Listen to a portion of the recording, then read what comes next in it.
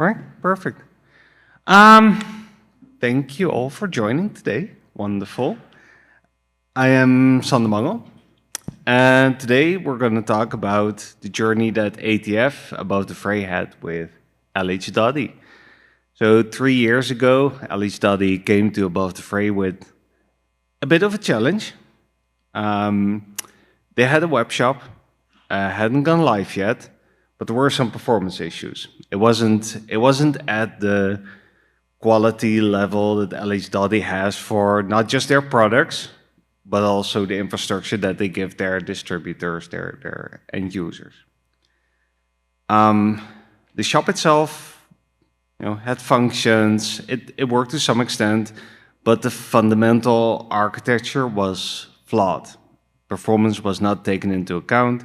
Features were built without thinking about scalability, about how it behaves in the wild. Overall, there was just a high technical debt even before the webshop was live. Instead of declaring bankruptcy and just starting over, which would have been an option, we decided to take on the debt and start to pay it off slowly but surely, to make sure that the business could go live, and ultimately we would deliver a web shop that delivers on the standards of Dottie. So this talk is going to be about the 4 interventions that we did, and one very brave and product owner that stood by us and gave us the space to execute on that. And it's going to be about the difference between a quick fix and actually building for something more sustainable. All right, thank you for that, Sander. So, let me give you a little background about our company. So, Dottie is family-owned and operated. They've been in business for over 60 years. Last year was a huge year for our company. And for us, it's really about trusting partners.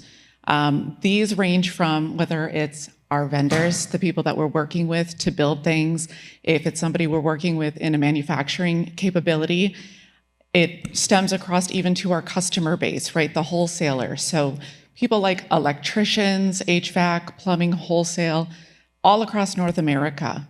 And the fundamental of it is it's really about the reliability and consistency and trust. So for us, operating in a legacy industry while actively embracing technology to modernize our business, a very challenging hill to climb. Magento, that's really where we set our vision, and we wanted to integrate that. So with that integration, our need to haves were working with our Oracle ERP system through API connections. We wanted to build and replace this tool. It was really antiquated. It was failing. It was just ultimately doesn't exist anymore. It was called the iStore, which I'm sure nobody in this room has heard of such a thing. But luckily, it's a thing of the past. But that was our previous ordering platform. We always had a standing joke in our office. If you're stuck, hit cancel, cancel, cancel. And luckily, this was something only our sales organization, our external representatives, had to manage. But it just didn't really resonate with who we were in the market. So for us, we quickly learned that the investment was like building a home. Without a solid foundation, there is no integrity to build upon. So that was kind of going to be my theme throughout. All right, wonderful. So it takes a village, as they say. In this case, it was a team of several brave developers that took this on together with Jennifer. I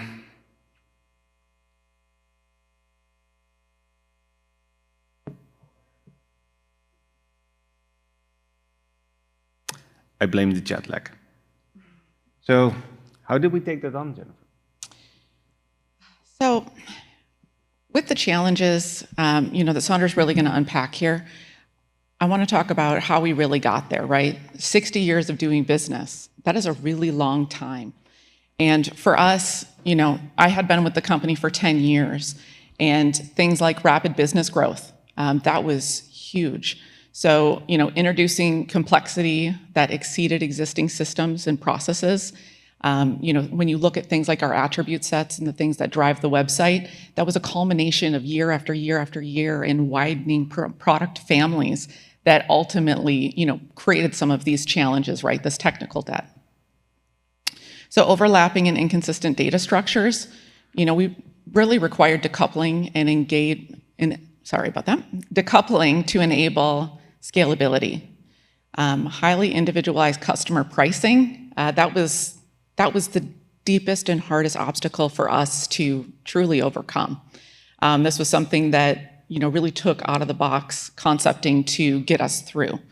So, with our pricing model, we are doing daily changes with each customer potentially. So we need to be able to do them on the fly, and we need to be able to do them very quickly because the orders are coming in. Last but not least is, partnership misalignment. That was really part of, where we had struggles in the initial launch of this. So, Sander? Yeah, so where did we start? We started with an audit, right? When LHL came to us after they left their previous agency, we wanted to understand what we were getting into because we need to set realistic expectations if it was going to be a rebuild or if we could do more surgical interventions. So we ended up identifying more or less 4 major technical debts. There were some other ones, but 4 that we really wanted to take on. And we created a plan to pay down each debt, since each of those debts was compounding daily, right? It was hurting the business, it was slowing things down. So Z was the first one. His name is John, but he goes by Z, which is way cooler. He would take on attribute bloat. Then we had Rosie. Rosie was going to look into tackling front-end optimization. There were specific features that were just unmaintainable. We had Nico taking on the aforementioned price sync, where we need to sync massive amounts of pricing quickly into Magento. And last one, Paul, was there to take on the heavyweight champion of the technical debt. This was the PDF generation. And we'll talk a bit more about what kind of PDFs those were exactly.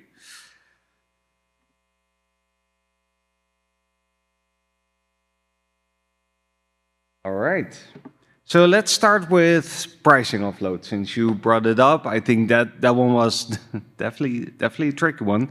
Like Jennifer said, pricing per customer, different products, mass updates every day on all pricing, on all products, but also on-the-fly updates as they were needed, was a huge bottleneck. We are talking about over 20 million price records that needed to be maintained.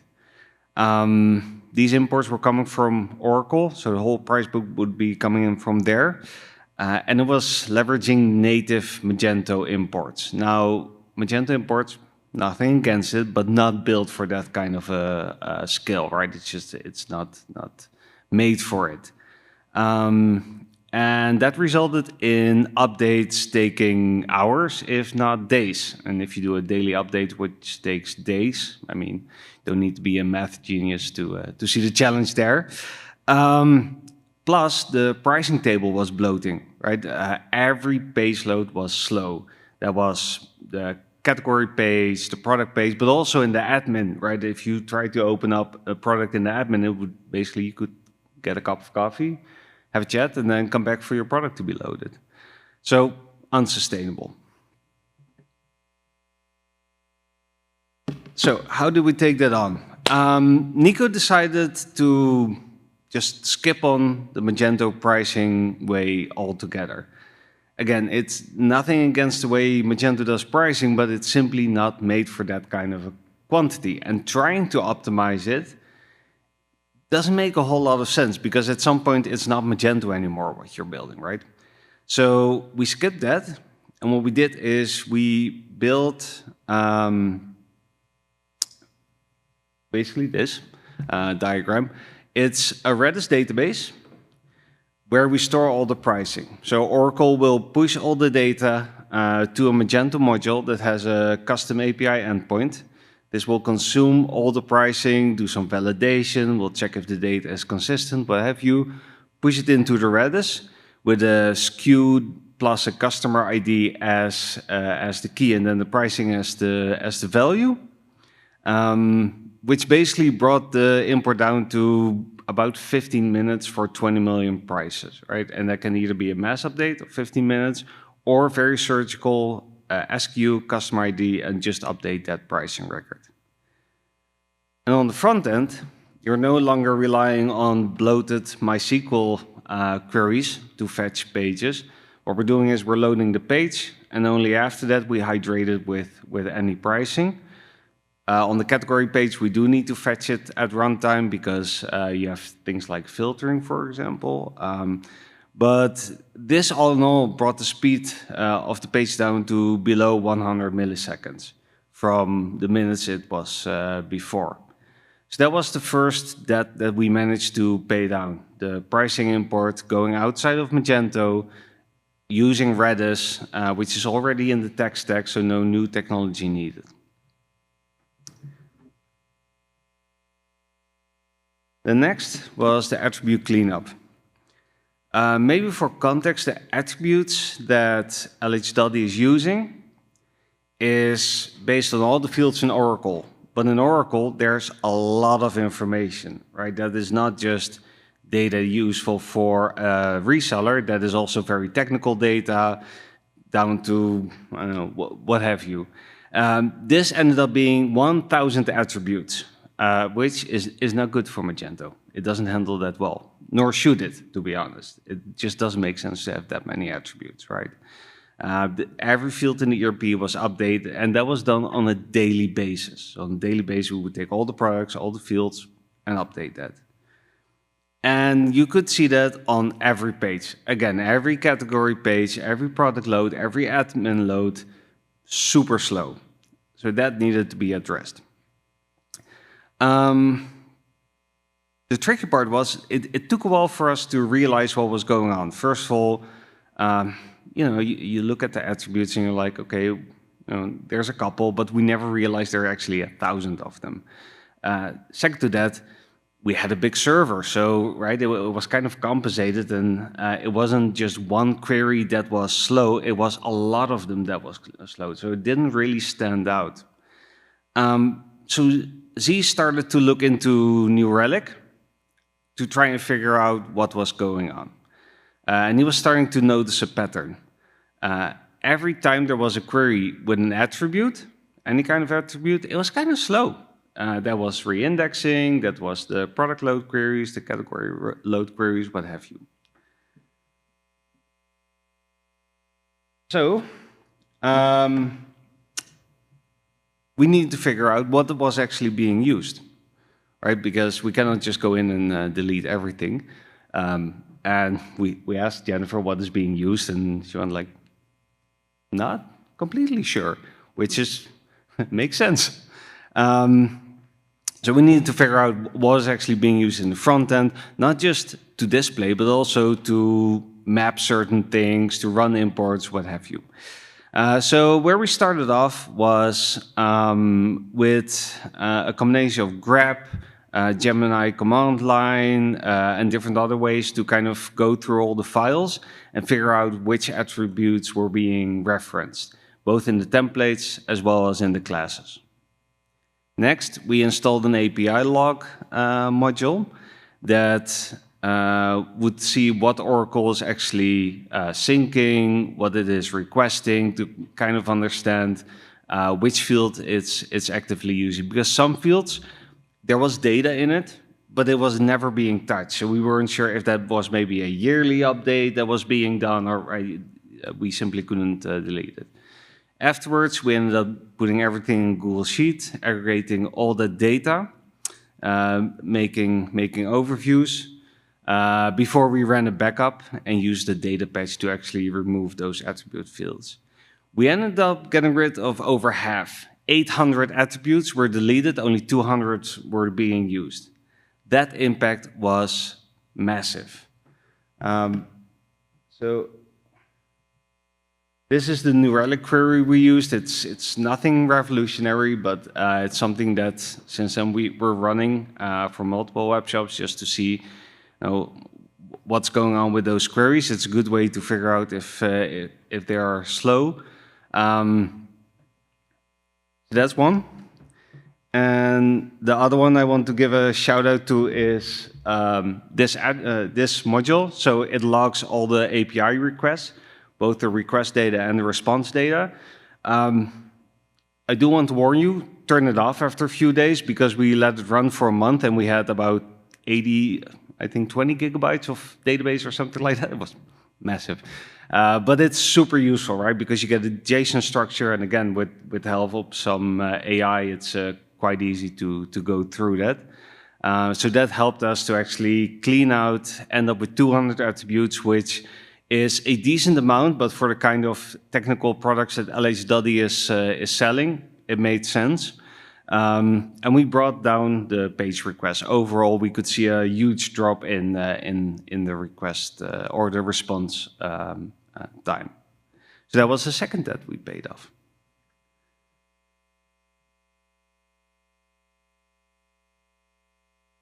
Okay, so I'm going to unpack this a little bit before Sander gets into the technical piece to describe this next function. So distributors and contractors require a lot of information, right? Because when you're putting together a building and it's structural, you need to make sure that your anchors are going to have the right load values. There's an architectural bidding process. So there's all of these pieces of information that you need to gather and that you need to submit for the project scope, especially if you're looking to what we call flip a spec, right?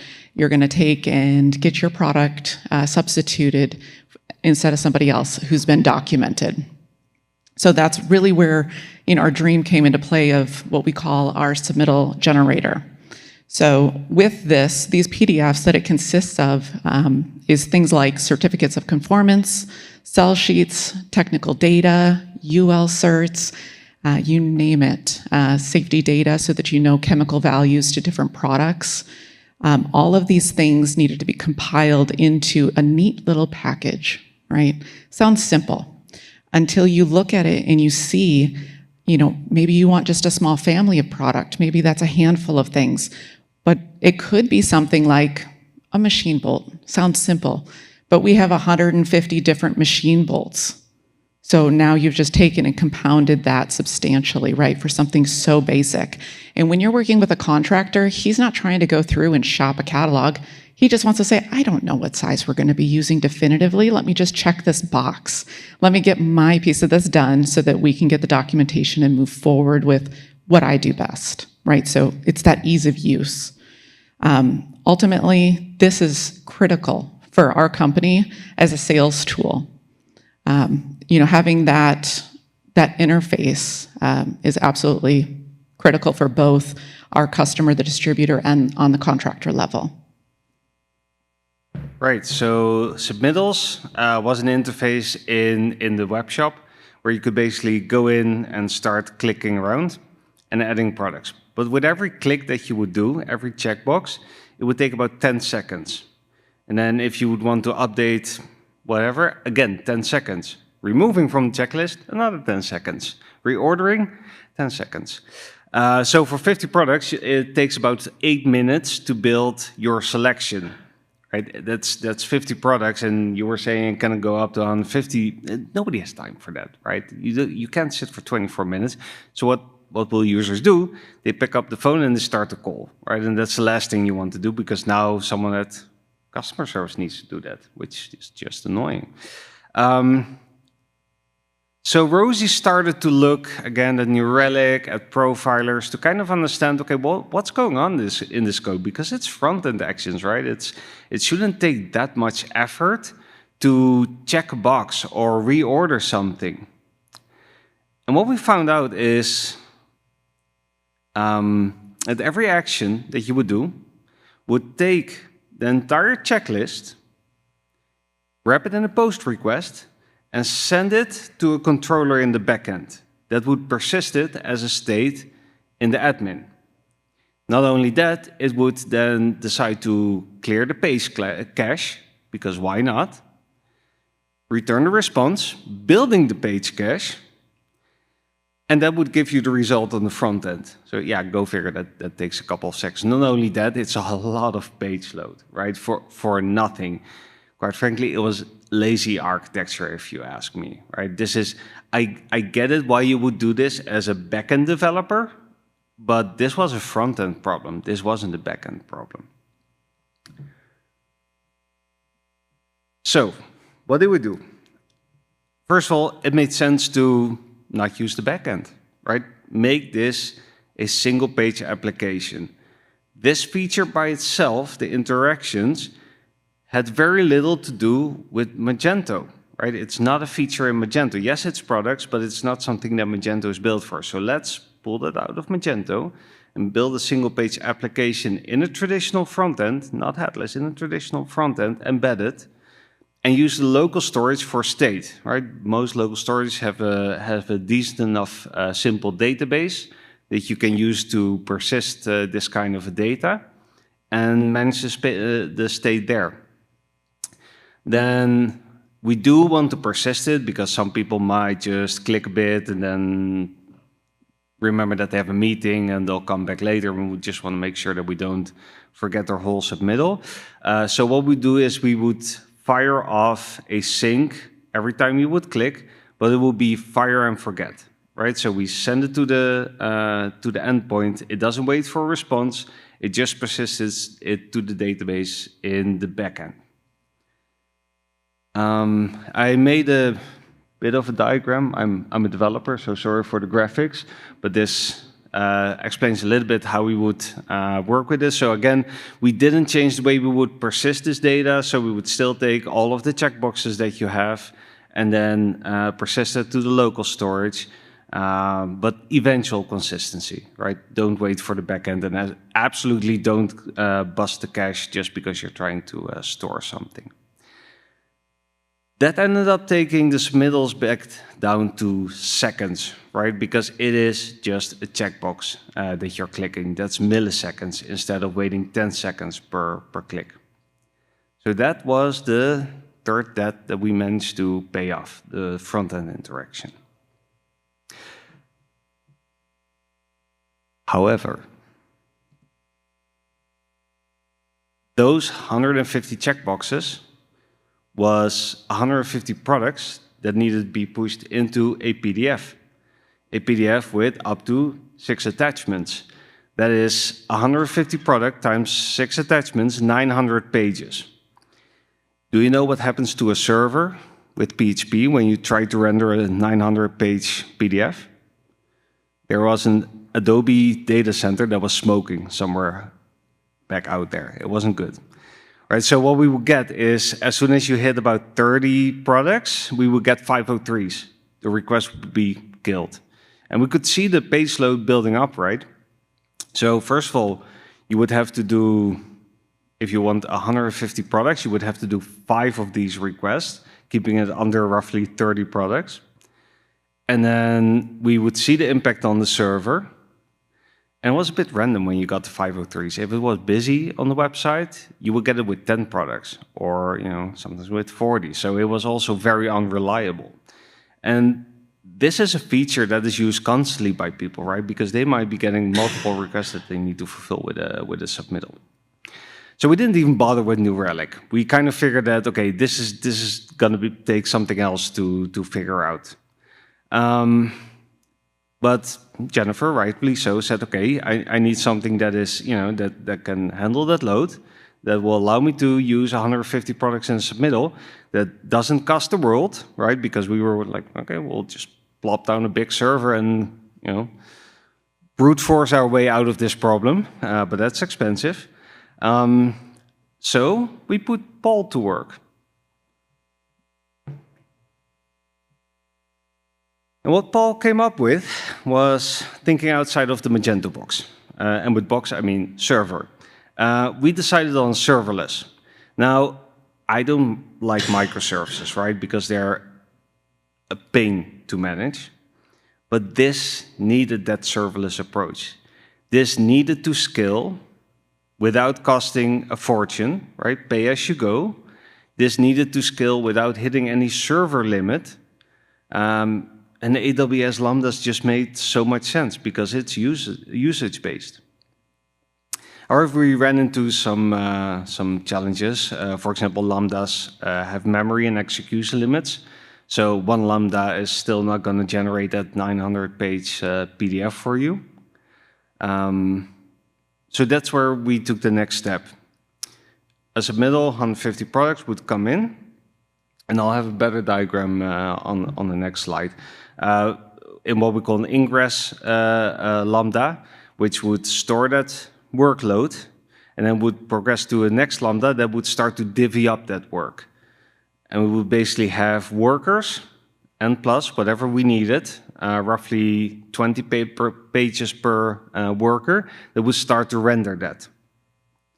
And then as a last step, one Lambda would merge all those PDFs. So we would generate PDFs, persist them to an S3 bucket, and then merge them together, which is a relatively light task to execute on.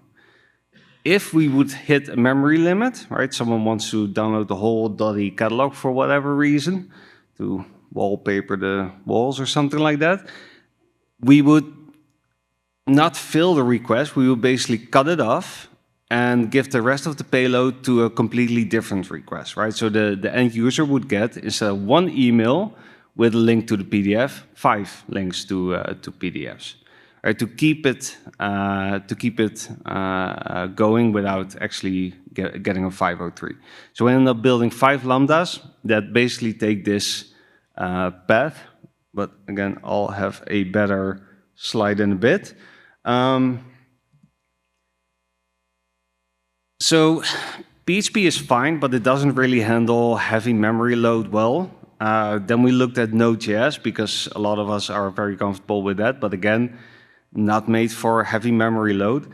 So we ended up going with Python, partially also because Python is very easy with AI programming, right? We use Windsurf a lot, for example.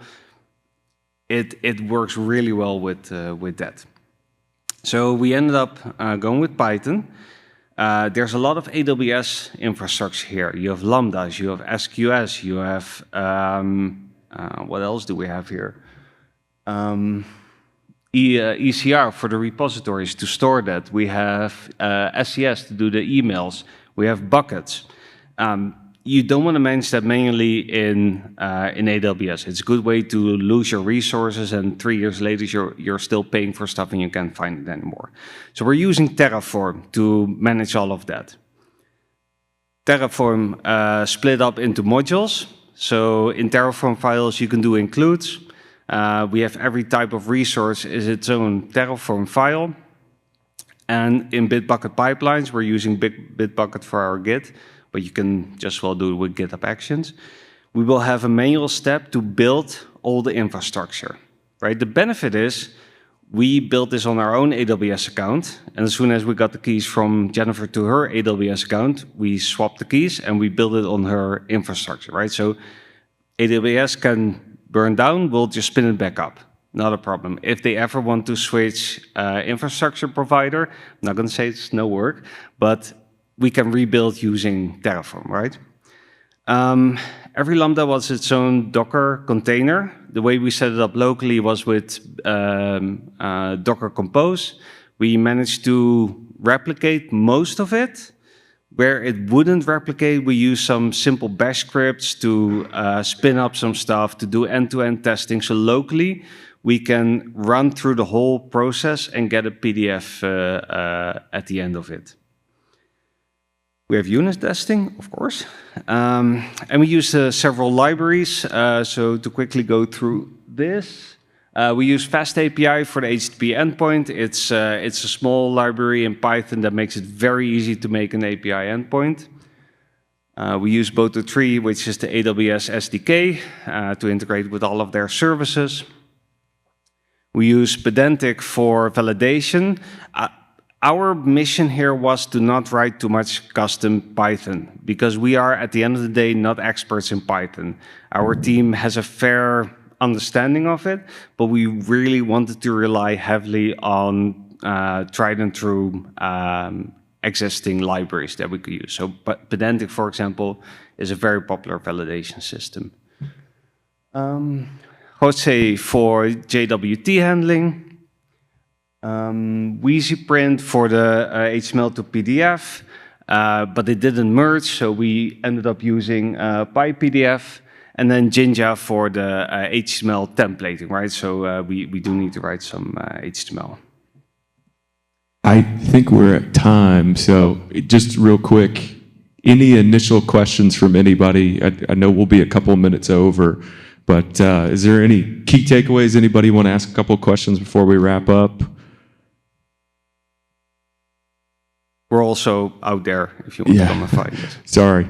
If you want to close out, just real quick, we can spend a minute there, and then we'll move on. This one is not interesting. We'll post the slides. Jennifer.